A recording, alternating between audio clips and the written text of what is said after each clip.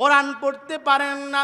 মায়ার নবী আবার ডাক দিয়া বলেন, এরে উম্মত, কোরআন পড়তে পারো না, তবে চেষ্টা করো আর আল্লাহর কোরআনটা ধর।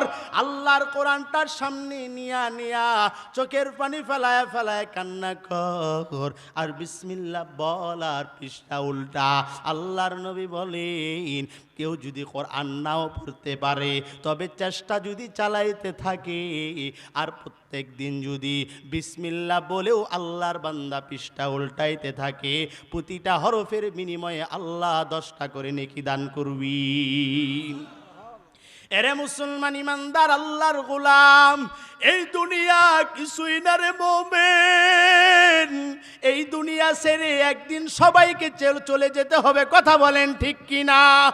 তাকাইয়া দেখো রে মোমেন, ডানে তাকা দেখ তোর বাবা নাই, বামে তাকা দেখো তোর মা নাই, সামনে পিছনে তাকায় দেখ তোর বন্ধু বান্ধব যারা ছিল তারা দুনিয়াতে নাই।